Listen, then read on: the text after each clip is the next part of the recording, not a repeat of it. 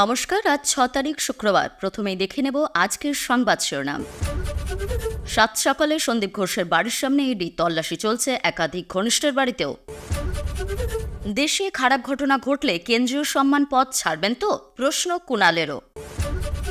দুদিন দুরকম কথা, তিলোত্তমার বাবা মার দুই ভিডিও প্রকাশ করল তৃণমূল। ৯ তারিখ নবান্নে বড় বৈঠক মমতার, যোগ দিচ্ছেন রাজীব কুমার থেকে বেনেট গোয়েল। অপরাজিতা বিল মনে হচ্ছে কপি পেস্ট, বিল নিয়ে মমতাকে এক হাত রাজ্যপালের। বাড়বে বৃষ্টি, রবি থেকে আবহাওয়ার বড় গেম। আজ দক্ষিণবঙ্গের কোন কোন জেলা ভিজবে? এতক্ষণ শুনলেন সংবাদ শিরোনাম। আসছি বিস্তারিত খবরে। আরজিকর মেডিকেল কলেজ ও হাসপাতালে বিপুল আর্থিক দুর্নীতি তদন্তে নেমে পড়ল এনফোর্সমেন্ট ডিরেক্টরেট। ইতিমধ্যে ঘটনা তদন্তে নেমে সন্দীপ ঘোষকে গ্রেফতার করেছে সিবিআই। বর্তমানে আরজিকরের প্রাক্তন অধ্যক্ষ কেন্দ্রীয় তদন্তকারী সংস্থার হেফাজতে রয়েছেন। আর এর মধ্যেই সন্দীপ ঘোষের বাড়িতে হানা দিল এনফোর্সমেন্ট ডিরেক্টরেট। তবে বেশ কয়েক ঘন্টা কেটে গিয়েছে, এখনো বাড়িতে ঢুকতে পারেননি। বাড়ি তালাবন্ধ অবস্থায় রয়েছে। সম্ভবত বাড়িতে কেউ নেই বলেই জানা যাচ্ছে। তবে গোটা এলাকা ঘিরে রেখেছে কেন্দ্রীয় বাহিনীর জওয়ানরা। অন্যদিকে সন্দীপ ঘোষ ঘনিষ্ঠ বিপ্লব সিং ও কৌশিক কোলের বাড়িতেও ইডি তল্লাশি চালাচ্ছে বলে জানা গিয়েছে। দুজনের বাড়ি সাঁকরাইলে বলে জানা যাচ্ছে। অন্যদিকে সুভাষগ্রামে আরও একজনের বাড়িতে শুক্রবার সকাল ৬টায় পৌঁছে যান ইডির আধিকারিকরা। তিনি প্রসূন চট্টোপাধ্যায় বলে জানা যাচ্ছে। ধর্ষণ এবং খুনের ঘটনার পরেই সেমিনার রুমের একটি ভিডিও ভাইরাল হয়। সেই ভিডিওতে প্রসূন চট্টোপাধ্যায়কে দেখা গিয়েছে। প্রশ্ন উঠেছিল তার উপস্থিতি নিয়ে। এমনকি সন্দীপ ঘনিষ্ঠ বলেও পরিচিত এই প্রসূন। এবার তার বাড়িতেই হানা দিল কেন্দ্রীয় এই তদন্তকারী সংস্থা। জেরা করা হচ্ছে প্রসূন এবং পরিবারের সদস্যদের। অন্যদিকে সন্দীপের দুই সাগরেদ বিপ্লব সিং ও কৌশিক কোলে এই মুহূর্তে সিবিআই হেফাজতে। ধৃত এই দুজনের বাড়ি একই পাড়ায়। সেখানেই ইডির আধিকারিকরা তল্লাশি চালাচ্ছেন। বিপ্লব সিং ও কৌশিক কোলের বিরুদ্ধে একাধিক আর্থিক দুর্নীতির অভিযোগ রয়েছে। বিপ্লব আরজিকরের মেডিকেল সাপ্লায়ার ছিল, আর সেই কাজ পাওয়ার জন্য আরজিকর মেডিকেল কলেজের প্রাক্তন প্রিন্সিপাল সন্দীপ ঘোষকে মোটা অঙ্কের টাকাও পাঠাতেন বলে খবর। কাজ এবং সুবিধা পাইয়ে দেওয়ার ক্ষেত্রে অনেক সময় টেন্ডার ডাকা হতো না বলেও সূত্রের খবর। এছাড়াও আরও চাঞ্চল্যকর অভিযোগ রয়েছে বিপ্লবের বিরুদ্ধে। পাশাপাশি আর্থিক দুর্নীতিতে কৌশিক কোলের বড় ভূমিকা রয়েছে। আর সেই সমস্ত বিষয় খতিয়ে দেখছে কেন্দ্রীয় তদন্তকারী এই সংস্থা। বলে রাখা প্রয়োজন, আরজিকরের প্রাক্তন ডেপুটি সুপার আক্তার আলীর অভিযোগে কলকাতা হাইকোর্টে সিবিআইকে আর্থিক দুর্নীতির বড় ঘটনা খতিয়ে দেখার নির্দেশ দেয়। আর সেই মামলার সূত্র ধরেই এবার এই আর্থিক কেলেঙ্কারির তদন্ত এনফোর্সমেন্ট ডিরেক্টরেটের। আরজিকরের নির্যাতিতার বাবা বলেছেন তাকে চাপ দিয়ে একটি ভিডিও রেকর্ড করেছে পুলিশ। টাকা অফার করার যে অভিযোগ পুলিশের বিরুদ্ধে তুলেছেন তিলোত্তমার বাবা, তার প্রেক্ষিতে একটি ভিডিও প্রকাশ করেছে তৃণমূল। সেখানে বাবা মায়ের বক্তব্যে শোনা যাচ্ছে টাকার অফার করেনি পুলিশ। তৃণমূল নেতারা যখন নিজেদের সোশ্যাল মিডিয়ায় এই ভিডিও পোস্ট করছেন, তখন নির্যাতিতার বাবা জানালেন ওই ভিডিও আসলে পুলিশ চাপ দিয়ে করিয়েছে। আর সেই ভিডিও নিয়েই সরব হলেন বিরোধী দলের নেতারা। ঘরে শোয়ানো মেয়ের দেহ পাশের ঘরে ডেকে নিয়ে ডিসি নর্থ টাকা দিতে চেয়েছিলেন। বুধবার রাতে আরজিকরের সাংবাদিকদের মুখোমুখি হয়ে একথা বলেছেন তিলোত্তমার বাবা। অভিযোগটা ভয়ঙ্কর। তরুণী চিকিৎসকের ক্ষতবিক্ষত দেহ দেখে যখন বাবা মা দিশেহারা, তখন টাকার অফার করল পুলিশ। তিলোত্তমার বাবার এই বক্তব্যে যখন নতুন করে প্রশ্ন উঠতে শুরু করেছে, তখনই বৃহস্পতিবার সকালেই সেই তিলোত্তমার বাবা মায়ের একটি ভিডিও সামনে আনলো তৃণমূল। সে ভিডিওর সঙ্গে বুধবার রাতের বক্তব্যের কোনো মিলই নেই। তাহলে কোনটা সত্যি? পুলিশ যে টাকা দিতে চেয়েছিল এই দাবি এই প্রথমবার করলেন না নির্যাতিতার বাবা। ৯ আগস্টের পর অনেককেই কথা বলেছেন তিনি। ডক্টর সুবর্ণ গোস্বামী সহ কয়েকজন চিকিৎসক নির্যাতিতার বাবা মায়ের সঙ্গে দেখা করে বেরিয়ে বলেছিলেন পুলিশ টাকা দিতে চেয়েছিল। বুধবার নিজে মুখে সেই কথা বলেন তিলোত্তমার বাবা। অন্যদিকে বৃহস্পতিবার তৃণমূল ভবনের সাংবাদিক বৈঠকে একটি ভিডিও প্রকাশ করা হয়। ভিডিও সত্যতা যাচাই করেনি কলকাতা নিউজ টিভি। সেখানে দেখা যাচ্ছে নির্যাতিতার বাবা মাকে কেউ প্রশ্ন করছেন, আপনারা নাকি বলেছেন পুলিশ টাকা দিতে চাইছে। উত্তরে নির্যাতিতার বাবা বলছেন, কে বলল? আমরা এরকম কিছু বলিনি। কিভাবে বলল? এরকম কিছুই ঘটেনি। আবার প্রশ্ন, ছি ছি ছি, তাহলে এটা মিথ্যা গল্প? উত্তর, একদম মিথ্যা, বানানো গল্প। অর্থাৎ ভিডিওটির অর্থ হলো তাদের টাকার অফার দেওয়া হয়নি। কুণাল ঘোষ সেই ভিডিও সোশ্যাল মিডিয়ায় পোস্ট করেছেন। এই ভিডিও প্রকাশ্যে আসার পর তিলোত্তমার বাবা মায়ের সঙ্গে কথা বলে কলকাতা সারাদিন। আসল সত্যিটা কি? তিলোত্তমার বাবা বলেছেন সেদিন রাতে ভিডিও করে নিয়ে গিয়েছিল। আমরা যে কিছু বলিনি এটা বলতে চাপ দেওয়া হয়েছিল। পুলিশ চাপ দিয়েছিল, বোঝানো হয়েছিল পুলিশের বিরুদ্ধে কথা বললে তদন্তে অসুবিধা হবে, তদন্তের ক্ষতি হবে। তখনও তো কেসটা পুলিশের হাতেই ছিল। পুলিশ তদন্ত করবে, আবার পুলিশের নামেই বদনাম করব? তবে রাজনৈতিক দলের কাছে এই ভিডিও কি করে গেল সেটা জানেন না বলে উল্লেখ করেছেন তিনি। তারপর কি হলো? তিলোত্তমার বাবা মায়ের বক্তব্য, পরে পুলিশের গতিবিধি দেখে বুঝলাম ওরা অন্য দিকে নিয়ে যাচ্ছে ব্যাপারটা। এরপর হাইকোর্ট সিবিআইকে তদন্তভার দিল। অন্যদিকে বৃহস্পতিবার তৃণমূল ভবনে যৌথ সাংবাদিক সম্মেলন করেন রাজ্যের শিক্ষামন্ত্রী ব্রাত্য বসু ও শশী পাঁজা। তাদের দাবি, মামলায় তদন্তের অগ্রগতি নিয়ে বিবৃতি জানাক সিবিআই। অগ্রগতি কি কেউ কিছু জানে না?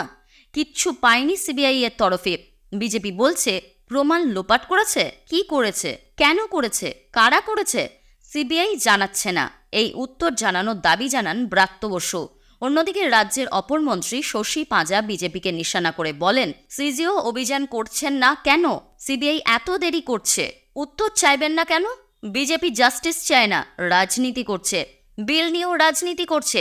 মন্ত্রী শশী পাঁজা ভিডিও দেখান যেখানে নির্যাতিতার বাবা টাকা নেওয়ার কথা অস্বীকার করছেন। মন্ত্রী শশী পাঁজার আবেদন, রাজনৈতিক দলগুলো বাবা মাকে নিয়ে রাজনীতি করবেন না। তৃণমূল নেতা কুণাল ঘোষের বক্তব্য, যদি কেউ বুঝতে পারে যে চাপ দেওয়া হচ্ছে তাহলে সেটা সবার আগে সিবিআইকে বলা উচিত। এখন তো আর পুলিশ তদন্ত করছে না, কোনো ভয়ের ব্যাপার নেই। যেটা মঞ্চে বসে বলা যায় সিবিআইয়ের সামনে বলা হচ্ছে না কেন? এবার এই দু ধরনের বক্তব্য প্রকাশ্যে আসার পর সোশ্যাল মিডিয়ায় পোস্ট করেছেন কুণাল ঘোষ। এক্স হ্যান্ডেলে পোস্ট করে তার বক্তব্য, টাকা কিংবা টাকা নয়, দুরকম ভিডিওই প্রকাশ্যে। কৌতূহল, টাকার অভিযোগটা সিবিআইকে দেওয়া বয়ানে ছিল কিনা, না থাকলে কেন এত বড় অংশটা সিবিআইকে বলা হয়নি? আর যদি বলা হয়ে থাকে তাহলে সিবিআই এতদিনের সংশ্লিষ্ট অফিসারকে জিজ্ঞাসা করল না কেন? অর্থাৎ টাকার অফার হোক বা না হোক, গোটা বিষয়টি এখন সিবিআইয়ের তদন্তাধীন বলে মনে করেন তিনি। আরজিকর কাণ্ডে প্রতিবাদে সরকারি পুরস্কার ফেরানোর তালিকা ক্রমেই দীর্ঘ হচ্ছে, তা এবার স্রোতের চেহারা নিয়েছে। সরকারি পুরস্কার ফেরাচ্ছেন একের পর এক শিল্পী। এই আবহে প্রশ্ন তুললেন কুণাল ঘোষ। এক্স হ্যান্ডেল তার প্রশ্ন, ব্রাত্যর প্রশ্নটাও ভাববেন, দেশে খারাপ ঘটনা ঘটলে কেন্দ্রীয় সম্মান পদ ছাড়বেন তো? আরজিকর মেডিকেল কলেজ হাসপাতালে চিকিৎসককে ধর্ষণ ও খুনের ঘটনার বিচার চেয়ে গর্জে উঠেছে গোটা বাংলা। ক্ষোভের আগুনে ঘি ঢেলেছে অভিনেতা ও তৃণমূল বিধায়ক কাঞ্চন মল্লিকের বিতর্কিত মন্তব্য। তার প্রতিবাদে সরকারি পুরস্কার ফেরানোর যে প্রবণতা শুরু হয়েছে, একে একে সামিল হয়েছেন সুদীপ্তা চক্রবর্তী, চন্দন সেন, বিপ্লব বন্দ্যোপাধ্যায়রা। আরজিকর কাণ্ডে বেনজির গণ আন্দোলনের আবহে তা এবার স্রোতের চেহারা নিল। সরকারি পুরস্কার ফেরাচ্ছেন একের পর এক শিল্পী। মঞ্চ ও পর্দার পরিচিত মুখ সুপ্রিয় দত্ত। 2021 সালের জানুয়ারি মাসে পশ্চিমবঙ্গ নাট্য একাডেমি তাকে বিশিষ্ট চরিত্রাভিনেতার পুরস্কারে সম্মানিত করে। সেই পুরস্কার ফেরাতে চেয়ে সোমবারই পশ্চিমবঙ্গ নাট্য একাডেমির সচিবকে চিঠি দিয়েছেন তিনি। 2018 সালে পশ্চিমবঙ্গ টেলি একাডেমি অ্যাওয়ার্ড পান পরিচালক ও অভিনেতা দেবপ্রতিম দাশগুপ্ত। সেই পুরস্কার ও তার সঙ্গে পাওয়া সাম্মানিক ফেরাতে চেয়ে তিনি সোশ্যাল মিডিয়ায় পোস্ট করেছেন। 2021 সালে পশ্চিমবঙ্গ নাট্য একাডেমি দেওয়া বিশিষ্ট চরিত্রাভিনেত্রীর পুরস্কার ফেরাচ্ছেন নাট্যকর্মী সঞ্জিতা মুখোপাধ্যায়ও। একই পথে হেঁটেছেন নাট্যকর্মী শুভদীপ গুহ। 2023 সালে তথ্য ও সংস্কৃতি দপ্তরে দেওয়া শম্ভু মিত্র পুরস্কার ফেরানোর কথা জানিয়েছেন তিনি। বাংলার নাট্যমহল থেকে যখন প্রতিবাদের এই ছবি উঠে আসছে, তখন রাজ্য চারুকলা পর্ষদের সদস্য পদ ছাড়লেন শিল্পী সনাতন দিন্দা। অর্থাৎ চন্দন সেন, বিপ্লব বন্দ্যোপাধ্যায়, সুদীপ্তা চক্রবর্তীদের পথে পা বাড়াচ্ছেন অনেকেই। এই আবহে এক্স হ্যান্ডেলে পোস্ট করলেন কুণাল ঘোষ। তিনি লিখলেন, যত বেশি সম্মান ফেরত, পথ ফেরত, তত বেশি করে বোঝা যাবে মমতা বন্দ্যোপাধ্যায়ের সরকার শুধু নিজেদের মতামতের বিশিষ্টদের সম্মান দেননি, দিয়েছিলেন নিরপেক্ষভাবে ভিন্ন ভাবাদর্শের নাগরিকদেরও। আরজি করে আমরাও ন্যায় বিচার চাই, তবে ব্রাত্যর প্রশ্নটাও ভাববেন, দেশে খারাপ ঘটনা ঘটলে কেন্দ্রীয় সম্মান পদ ছাড়বেন তো? তার সংযোজন, ফেরতের মাধ্যমে প্রতিবাদের অধিকার সবার আছে, এই মানসিকতাকেও সম্মান জানাই। রাজ্য স্তরে প্রশাসনিক বৈঠক করতে চলেছেন মুখ্যমন্ত্রী মমতা বন্দ্যোপাধ্যায়। সোমবার 9 সেপ্টেম্বর নবান্ন সভাগৃহে এই বৈঠক হবে বলে জানা যাচ্ছে। সূত্রের খবর, ওই বৈঠকে মন্ত্রিসভার সব সদস্য, সবকটি দপ্তরের সচিব সহ বিশেষ সচিব পর্যায়ের সকলে উপস্থিত থাকবেন। রাজ্য পুলিশের ডিজি রাজীব কুমার, এডিজি আইন শৃঙ্খলা মনোজ বর্মা, কলকাতা পুলিশের নগরপাল বিনীত গোয়েলকে উপস্থিত থাকতে বলা হয়েছে। এদিকে আরজিকর আবহে উত্তাল গোটা রাজ্য। প্রশ্নের মুখে পড়েছে পুলিশ প্রশাসনের ভূমিকা। দিকে দিকে সুবিচারের দাবিতে পথে নামছে সাধারণ মানুষ। হাইকোর্ট থেকে সুপ্রিম কোর্ট, ঝড় উঠছে সর্বত্র, চাপ বাড়াচ্ছে বিরোধীরা। নাগরিক মহলেও ধারালো হচ্ছে সমালোচনার সুর। এই আবহে এবারের এই বৈঠক বিশেষভাবে তাৎপর্যপূর্ণ বলেই মনে করছেন ওয়াকিবহল মহলের বড় অংশ। বিধানসভায় ধর্ষণ বিরোধী অপরাজিতা বিল পাশ করে মমতা বন্দ্যোপাধ্যায়ের সরকার। বিল ইতিমধ্যে পাঠানো হয়েছে রাজ্যপাল সিভি আনন্দ বোসের কাছে। আর এর মধ্যেই বিল নিয়ে রাজ্য সরকারের তীব্র সমালোচনা করলেন রাজ্যপাল সিভি আনন্দ বোস। তাঁর দাবি, ধর্ষণ বিরোধী বিলের টেকনিক্যাল রিপোর্টই পাঠানো হয়নি। কার্যত এই বিষয়ে মমতা বন্দ্যোপাধ্যায়ের সরকারকে এক হাত নিয়ে রাজ্যপাল জানান, টেকনিক্যাল রিপোর্ট না পাঠানোটা অভ্যাসে পরিণত হয়ে গিয়েছে। কোনো বিলের ক্ষেত্রেই তা দেওয়া হয় না। এরপর বিল ক্লিয়ার না হলে রাজভবনকে দোষারোপ করা হয় বলেও তোপ রাজ্যপালের। এমনকি বিল আটকে রাখা নিয়ে মানুষকে মমতা বন্দ্যোপাধ্যায় ভুল বোঝাচ্ছেন বলেও দাবি তার।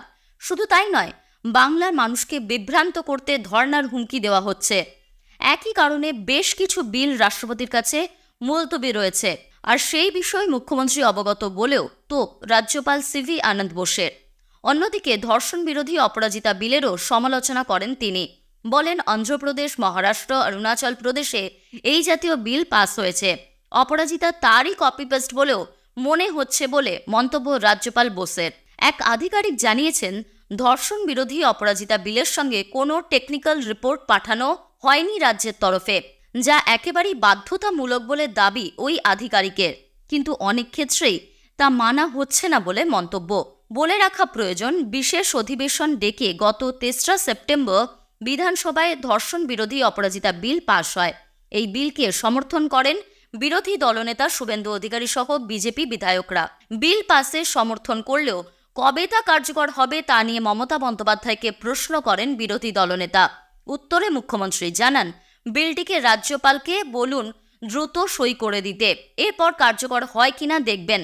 তবে এই বিষয়ে আগেই রাজভবনকে হুঁশিয়ারি দিয়েছেন তৃণমূল সুপ্রিমো।